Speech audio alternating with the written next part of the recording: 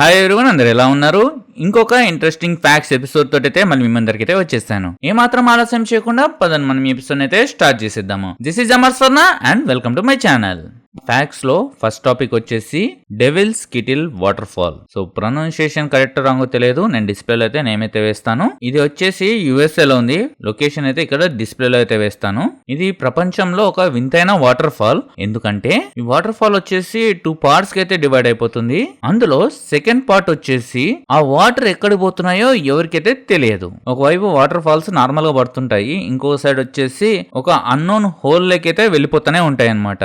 ఆ whole lake వెళ్ళిన water ఎటు వెళ్తున్నాయో ఎవరికైతే తెలియదు. ఆ వాటర్ ఎక్కడికి వెళ్తున్నాయో కనుక్కోవడానికి చాలా ఎక్స్పెరిమెంట్లు అయితే చేశారు. కొన్ని బాల్స్ అయితే దాంట్లో వేశారు. సో అవైతే ఎక్కడి నుంచి అయితే బయటికి అయితే రాలేదు.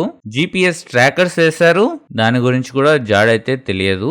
ఇంకా కలర్ వాటర్ పోయడం, ఇంకా చాలా థింగ్స్ అయితే చేశారు. కానీ అవి ఎక్కడి నుంచి బయటికి వస్తున్నాయో ఎవరికైతే అర్థమైతే కాలేదు. ఈ మధ్య కాలంలో కొంతమంది ఇచ్చిన ఎక్స్ప్లెనేషన్ ప్రకారము ఈ వాటర్ వచ్చేసి లోపల ఉన్న కొన్ని సన్న చీలికల ద్వారా నదిలోనే మళ్ళీ కలుస్తున్నాయంట. ఇది ప్రాపర్ ఎక్స్ప్లెనేషన్ అయితే కాదు, ఎందుకంటే వీళ్ళు కలర్ వాటర్ కలిపినప్పుడు ఆ వాటర్ అయితే బయటికి రావాలి కదా, సో రాలేదు. సో చూద్దాం ఏం జరుగుతుందో.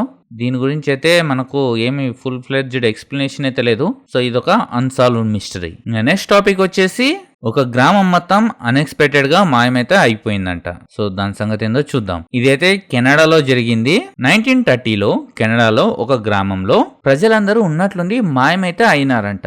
ఆ ఊరి ప్రజలు ఒక్కరు కూడా ఇంతవరకైతే కనపడలేదు. జనరల్ గా ప్రజలు ఊరన్న తర్వాత ఒక ఊరిని దాటైతే వెళ్తుంటారు. కానీ ఇక్కడ ఏమైందంటే ఉన్నట్టుండి ఆ గ్రామం మొత్తం మాయమైతే అయిపోయింది. దట్ మీన్స్ ఆడ ఉన్న ప్రజలందరూ అయితే మాయమైతే అయినారు. వేరే ఊరు వాళ్ళు వచ్చేసి అక్కడికి వచ్చి చూసినప్పుడు అక్కడ ప్రజలందరూ ఎక్కడికి వెళ్ళినారో వాళ్ళకైతే ఏమీ అర్థం కాలేదు. దట్ మీన్స్ ఆడ సిచ్యువేషన్ ఎలా ఉంది అంటే ఆన్ ఆఫ్ సడన్ గా అందరు మాయమైపోయినట్లయితే ఉంది. అంటే ఏదో శక్తి వచ్చేసి వాళ్ళని మాయం చేసుకుని తీసుకొని వెళ్ళినట్టు అనమాట.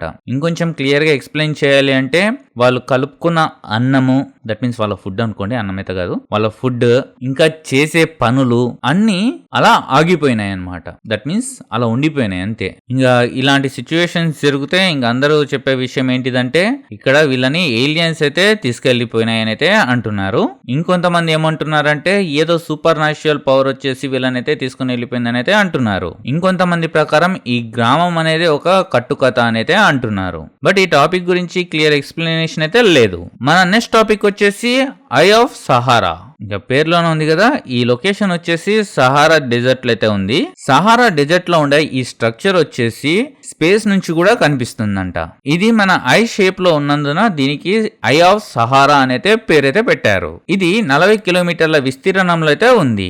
ఇది వచ్చేసి మనుషులు కట్టినారా లేదు అంటే సహజంగా ఏర్పడిందా అనే విషయం అయితే ఎవరికైతే సరిగ్గా అయితే తెలియదు. కొంతమంది ప్రకారం అయితే ఇది ఏలియన్స్ కి సంబంధించిందని అయితే అంటున్నారు. ఇంకొంతమంది ఏమంటున్నారంటే ఇది జియోగ్రాఫికల్ ఎరెక్షన్ వల్ల వచ్చిన ఒక స్ట్రక్చర్ అని అయితే అంటున్నారు. నాసా ఆస్ట్రోనాయిట్స్ దీన్ని స్పేస్ నుంచి క్లియర్ గా చూడగలుగుతున్నారంట. దీని గురించి మీకు ఇంకా క్లియర్ ఎక్స్ప్లెనేషన్ కావాలి అంటే కింద కామెంట్స్ లో చెప్తే నేను దీని గురించి క్లియర్ ఎక్స్ప్లెనేషన్ అయితే ఇస్తాను, దీని చుట్టూ ఉన్న మిస్టరీస్ అండ్ థియరీస్.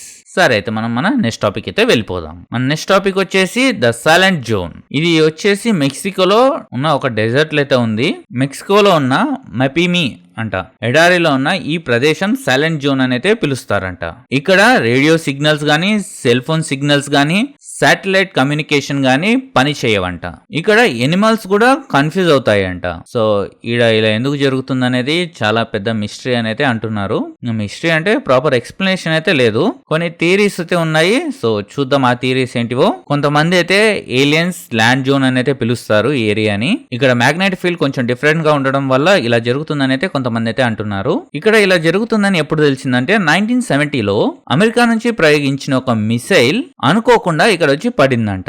ఇంకొంచెం క్లియర్ గా చెప్పాలంటే వాళ్ళు అమెరికా నుంచి ఒక మిసైల్ అయితే ప్రయోగించారు. ఆ మిసైల్ టార్గెట్ కి రీచ్ కాకుండా ఈ లొకేషన్ దగ్గర నావిగేషన్ సిస్టమ్ దెబ్బతిని ఇక్కడ క్రాష్ ల్యాండ్ అయితే అయింది. అప్పటి నుంచి అందరి ఫోకస్ దీని మీద అయితే పడింది. ఇంకా మన నెక్స్ట్ టాపిక్ వచ్చేసి ఎలిఫెంట్ గ్రేవ్ యార్డ్. ఈ లొకేషన్ వచ్చేసి ఆఫ్రికాలో అయితే ఉంది.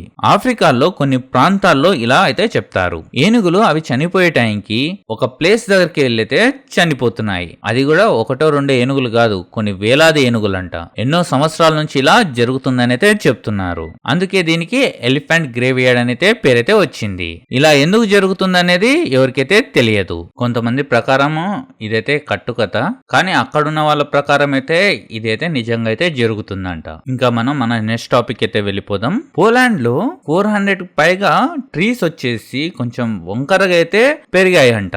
ఇక్కడ అన్ని చెట్లు ఒకే డైరెక్షన్ లో వంగినట్లయితే కనిపిస్తున్నాయి. తర్వాత నెమ్మదిగా పైకైతే పెరిగాయంట. ఇవి సహజంగా పెరిగినాయా లేకపోతే ఎవరన్నా ఇలా పెంచారా అనేది ఒక క్వశ్చన్ మార్క్. ఈ చెట్లు వచ్చేసి 1930లో అయితే మొలిచాయంట. కానీ ఒకవేళ ఇది మనుషులే ఇలా తయారు చేశారంటే ఎవరు చేశారనేది ఎవరికైతే తెలియదు. కొంతమంది దీన్ని ఎక్స్పెరిమెంటల్ అగ్రికల్చర్ అని అయితే పిలుస్తున్నారు. మన నెక్స్ట్ టాపిక్ వచ్చేసి లేక్ వర్స్టోన్. స్పెల్లింగ్ అయితే డిస్ప్లే మీద అయితే వేస్తాను. దీని యొక్క లొకేషన్ వచ్చేసి అంటార్కిటికాలో అయితే ఉంది. ఇది అంటార్కిటికాలోని ఈ రివర్ వచ్చేసి 4 కిలోమీటర్ల కింద అయితే ఉంది భూమిలోకి. దట్ మీన్స్ ఆ మంచులో కింద 4 కిలోమీటర్ల కింద అయితే ఉంది. ఇక్కడ మిస్టరీస్ ఏంటివంటే ఇది 15 మిలియన్ ఇయర్స్ క్రితం నుంచి మన మనుషులకైతే టచ్ లో అయితే లేదు. అంటే ఇక్కడ ఉద్దేశం ఏంటంటే టచ్ లో లేదంటే మనుషులు ఎవరు దీన్ని ఉపయోగించుకోవడం లేదని అయితే అర్థం. ఇక్కడ మనకు కొన్ని కొత్త రకమైన జీవులు అయితే కనిపించాయి అంట. అంటే జీవులు అంటే బ్యాక్టీరియా లాంటి జీవులు. అయితే ఇవి భూమికి చెందినవా కాదా అనేది ఒక పెద్ద question mark. Okay friends, that's all for this video. Video మీకు నచ్చింది అనుకుంటున్నా. నచ్చినట్లయితే లైక్ చేయండి. మీ ఫ్రెండ్స్ అండ్ ఫ్యామిలీ మెంబర్స్ కి షేర్ చేసి నాకు సపోర్ట్ చేయగలరు. ఎవరైనా సబ్స్క్రైబ్ చేసుకోకుండా చూస్తున్నట్లయితే తప్పకుండా సబ్స్క్రైబ్ చేసుకొని నాకు సపోర్ట్ చేయగలరు. ఇంకొక కొత్త వీడియో తోటి మళ్ళీ మీ ముందరికైతే వస్తాను. అంతవరకు సెలవు. This is MR Sona signing off. Jai Hind.